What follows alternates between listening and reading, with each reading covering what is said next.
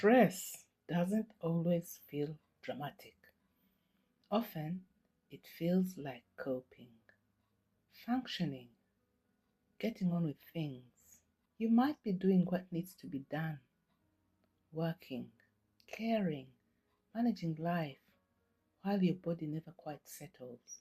If that sounds familiar, this isn't a sign that you're failing to cope. It's often a sign that your nervous system has been under pressure for longer than it's had a chance to recover. What stress really is. We are often taught to think of stress as having too much to do or not managing time well enough. But from a nervous system perspective, stress is less about workload and more about prolonged activation. It's what happens when your system stays in on mode, alert, responsive, responsible, without enough signals that it's safe to switch off. This can show up as feeling tired but wired, difficulty relaxing even when you stop, irritability or emotional sensitivity, rest that doesn't feel restorative, a sense that you're always slightly bracing yourself. None of this means you're doing life wrong. It means your system has adapted to sustained demand. Why stress often goes unnoticed. The reason stress can be hard to recognize is because it often builds gradually. You adapt, you normalize, you keep going. Many people don't identify as stressed because they're still functioning. They tell themselves, others have it worse, oh, this is just how life is. When stress becomes the baseline, the body doesn't always signal danger loudly. Instead, it quietly holds tension, vigilance, and fatigue. That's often when people say, I didn't realize how stressed I was until I stopped and couldn't relax.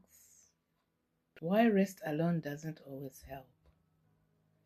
This is an important part that many people find confusing. You might try resting more, slowing down, taking time off, and yet your body still doesn't settle.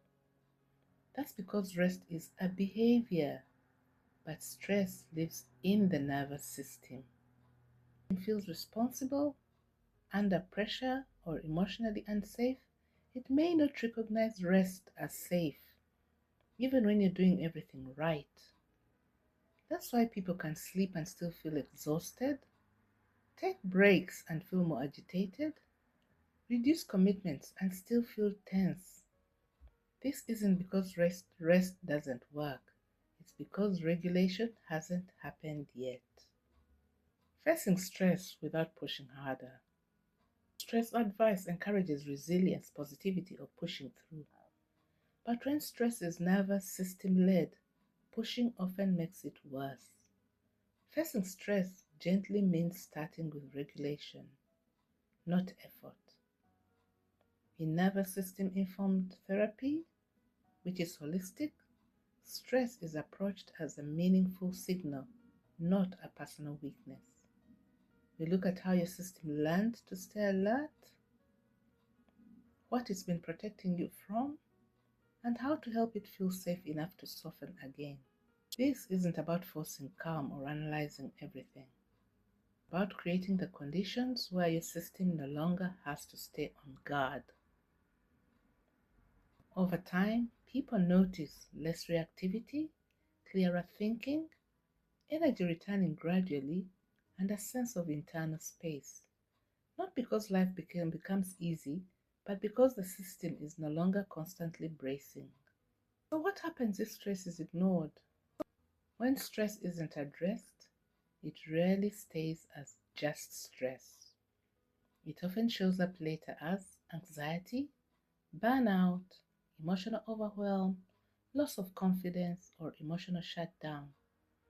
This doesn't mean something has gone wrong. It means the system reached its limit. Listening to stress earlier can prevent it from having to escalate to get your attention. Stress isn't something you need to defeat or overcome. It's something your nervous system has been doing for a reason.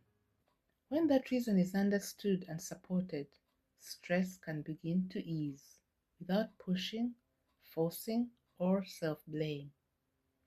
This is the foundation of a nervous system informed and holistic approach to online therapy, working with how your mind and body respond to stress, not just what you think, but how you feel, react, and regulate.